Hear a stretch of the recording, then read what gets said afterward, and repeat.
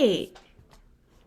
Looks like we are finally streaming live on Facebook, and I'm just going to bring this up on my phone.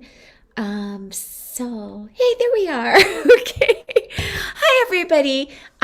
If you are watching this live, please do give us a thumbs up or let us know that you're watching. Say hello in the comments. And if you happen to catch this in replay, please do put hashtag replay. I am really excited to be here doing a short live with my son, Miro. So, hi, Miro. How's it going? It's going all right, you know. Yeah. Good, good, good. Yeah, sending you love from Mexico, and you're in sunny Florida now. Not so sunny today. It's been a little stormy actually, but comes and it Ooh. goes. Well, we're here today to talk about actually supporting tweens and teens, younger teens. I generally, as most of my audience knows, I tend to work with teens about 15 and up. That tends to be 14 and up. That tends to be the age group that I really resonate with. But earlier this year, I had the great opportunity to develop a course with you, and you are more prepared and more sort of in tune with working with the tweens and the younger teenage. So we've ran one 8-week course called, the 8-week tween or younger teen transformational course. Maybe we need to come up with a snappier name. What do you Something rolls think? off the tongue a little bit better. Right. But I really looked at you for your guidance as to, from the 10 to 13, what is the type of self-inquiry, we're going to talk about that in a little bit, that is most relevant for this develop or stage of development. And I Really, love, go ahead. I was just going to say, really, I would reframe that whole statement and say, what kind of inquiry is not relevant to people of that age? Even more so, in my opinion, than teens, right? Where you're able Okay. to get a little bit more specialized and a little bit more focused on specific parts of your development. When you're between 10 and 13, everything is changing. Yeah, There's development happening everywhere. And so I would just respond to that and say, what inquiry is not important to people of that right. age? And I think that's also, we cover a lot of different topics during this course, a lot of different facets of development. And so I think that really that's probably one of the main benefits is just that we have the opportunity to explore so many different things, so many different avenues. So Right, right, right. So when I work with teens, I'm all about, self-inquiry, and I talk about what that looks like, and we practice it by going inward and doing so many different things. But I think from the age of like 10 to 13, if we start making the idea of self inquiry a normal part of the development stage, once they get into the older teen years, that becomes second nature to them. And yeah, I was just curious what you thought about, introducing self inquiry at the age of 10, say, versus waiting till they're 13 or 15. no, I think you're totally right. I think self-inquiry is one of those tools that really as soon as you can develop that skill or that reflex, the better, because it's something that you're going to be using in every stage of your life, moving into your adolescence, moving into young adulthood, and then well into adulthood. Even this age. Yeah, you still need self-inquiry. It's a critical Right. part of growth. And so just the sooner that you're able to cement that as a reflex, the better. So absolutely, I think that's it's kind of along the same lines of like in the conversation of education. It's like Yeah. learning to learn. It's like one of those things. It's like fundamental. It has to come before anything else, and everything else is built upon that self inquiry when it comes to self development. And I think by normalizing the dialogue around the fact that we are going in, checking in, like we are normalizing that is an important part and a practiced part of living our lives, being self-directed or go ahead. And another part of that is learning how to communicate that with others and Yeah. how to, be open about, your development, your emotional state, all of these different things that are happening in your internal world, being able to communicate that to others, just, Right. of course, that's going to help your interpersonal relationships more than anything else. And So so I think, practicing that as a skill, and that's something we do in the course. It's a very social experience. absolutely. And so, by normalizing self inquiry and providing lots of different opportunities to focus on this area of self inquiry, and then this area, and then play with this area, and then share it and have the reflection from those that are taking the course too, Right. becomes such an important part of this whole process of developing those inner worlds. And it is a process, right? I Yeah. mean, it's an ongoing process, like I said, that's relevant your whole life. And so we have during the course, we don't do the full okay, well, you're done with your self introspection and you're done. Like we just get that process started, we get the ball rolling, and hope to support the people that are in our course or the kids that are in our course to continue that journey well after the course ends. So that's our goal. Yeah, very much so. And, we came up with a couple of things that we wanted to talk about in this quick live, and this is not one of them. I want to, and we should have, but I want to make sure that this is a part of what we communicate.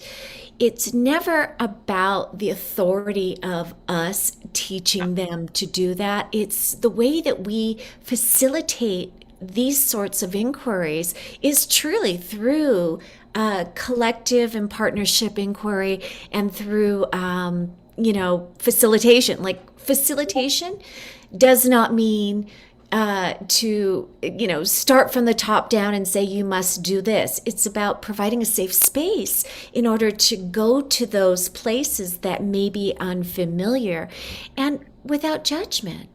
Right. I mean, of course, anybody who knows us know that we're both very, philosophically in line with equalized spaces, regardless of age, regardless of background. And so, I think it's important, but I think it's especially important in this conversation because if, this is a community essentially that we're creating. We're creating a place where you can develop socially, where you can develop these skills. And I think that in order to do that, a prerequisite of that is having some kind of ownership over the space. And so everybody needs to feel that they have some kind of stake in their own self development because they do. And Because they so, do. because they do, and they have to, right? Right. And so I think that kind of, approaching it with that philosophy in mind, it's only a natural extension of what we're trying to do. Right, right, right. So, a couple of the things that we wanted to talk about were some of the topics that we touch on. So, self inquiry is sort of the broad umbrella in which we facilitate these 8 weeks. But a couple of things that are really important that mostly, the teens and the tweens and the parents really appreciate is when we start exploring and addressing conflict resolution. And I think this is kind of one of the most fun, playful kind of role playing and exploration that we do because it's so interactive and it's a wonderful way to try out all these different ways and have that practical experience of doing it in a safe space from different perspectives. You want to talk a little bit about that? Sure. I mean, we do a number of things when it comes to the conflict resolution. We have different graphs that we do. We do a lot of role playing, as you said, a lot of improv. And so, yeah, it just becomes this really fun activity. But also, like you said, it's incredibly practical. I mean, possibly one of the most practical in terms of like external world, the effect you can have on your external world. It's having conflict resolution skills, and especially if you have siblings, if you have, a lot of people that you're living with, maybe if you're struggling, with your parents at that time, right? Or if you're a parent, if you're struggling with your kids, you Yeah. know, this is going to be something that you have the opportunity to practice. And one thing that I think is really important is it's important to practice it in the right way. And so you don't cement kind of like counterproductive habits into that process, you know? So kind of just being aware of the different steps that go into a conflict, and how to resolve it.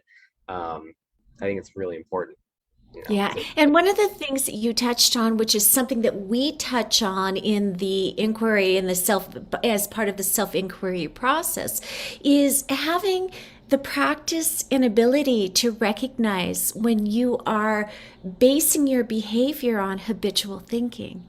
So when you do that, I mean, I know adults that need to have this skill, but when you start introducing this as a practice at 10, 11, 12, or 13, they are so far ahead in terms of their own emotional intelligence as they move through life. I think it just gives people opportunity, right? Because the truth of it is everybody acts in that way, and at certain Yeah. times. That's part of being human. We form habits, we form patterns. That's part of our experience, right? And even you and I mean, I'm sure we both do that at times. Yeah, yeah, But the yeah. only thing is, like, we can't expect not to be that way. But what we can do is learn how to recognize those patterns as they come up, and just to be aware of them so that we can make better informed decisions, in the moment.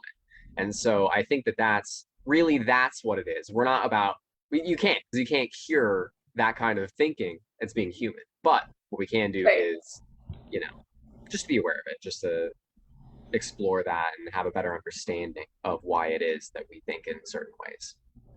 Right, exactly. Well put, Miro.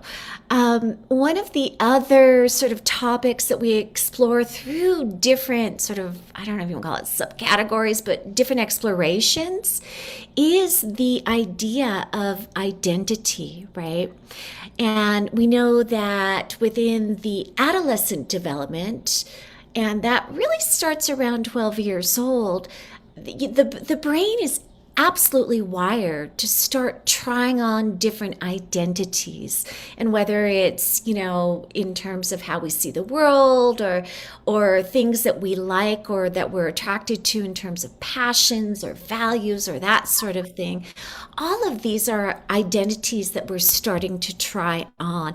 So it's going to happen no matter what, the exploration of identities.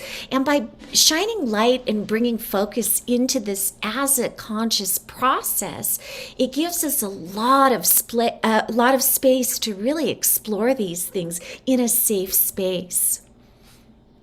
Yeah, Yeah. absolutely. I mean, of course, in order to understand and contextualize what your place is in the world, you have to understand who you are. And, of course, that is an ever changing concept. Yeah. But that's why identity is so important. And it's during this age, like you said, mostly during adolescence, but it does occur in pre adolescence as well, of, trying to understand where you are and who you are, to best figure out like how you can interact with the world and what the world is in relation to you. And so, I mean, just important stuff. I think figuring out Yeah. different facets of your identity, different aspects of yourself, um, and not being too attached to any one, part of your identity. Because the truth is, in this stage of, rapid exponential development in adolescence, everything's going to go out the window, and, Everything and and changes. and then something else is going to come in through the window, and it's going to be this ever changing process. And I think that that's scary and it's difficult. It's a hard time. But I think it really, the fear part of it comes from holding on to parts of yourself that are going. And so I think that, yeah, just kind of approaching it with that fluidity is really important. And being open, being able to discuss it, being able to explore those things makes that a lot easier. Again, everything is about creating the safe space to normalize conversations Yes. about self, about the inner worlds. And that's something that we do, through the 8-week course. Mira, why do you think the 8-week course is important? And I'm going to ask you this from the framework of somebody who teaches, in a different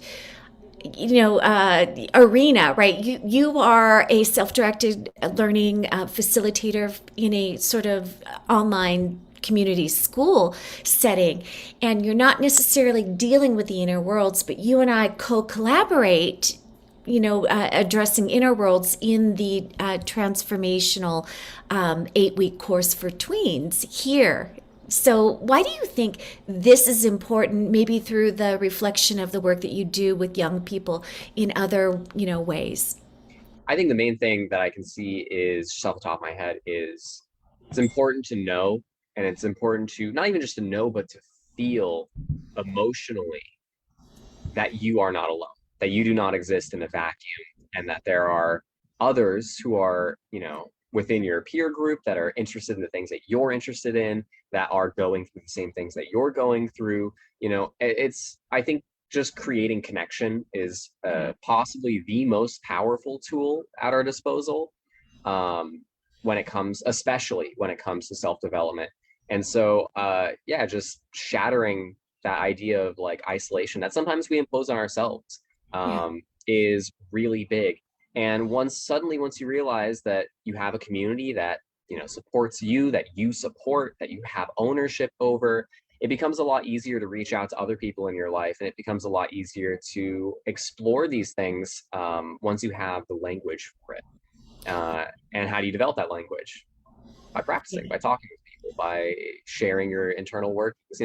So I think that's mainly what it is. It's just realizing you don't exist in a vacuum. You're not alone. Exactly. Wonderful. Well said. All right. So we do have the transformational course for teens, teens and younger teens and tweens, for ages 10 to 13 starting next week. We have open enrollment. Miro and I co-facilitate. We hold space for this. We also have two ways of participating. And the first way for your young person to participate would be just to go through the course with the community and participate in the Discord server that runs for the whole 8 weeks and also available for them after. Or you can opt for the 8-week course, including, is it three? I think it's 3 one-on-ones where they can unpack in a very safe space with a private coaching session with both Miro and I. So you have both options. I will drop the link below, and enrollment is happening now. And yeah, that's it. That's all we wanted to share and see if there were any questions that we can answer. Miro, did you have any final thoughts? Um, I mean, really, just I was incredibly moved by the last course. It was my first one doing it with my mom, and I think it was really powerful. I think that everybody had a really good experience, and yeah, it just felt good to me. So I mean, I can only speak from my own personal experience, and so uh, that was my perspective. But yeah, Yeah, and I love working with you. You know I do. It's such a joy. Such a joy. Yeah. All right. Well, then we'll end this live. Thank you for watching. And Miro, thank you for popping in and sharing your thoughts too. of course. Okay. Thanks.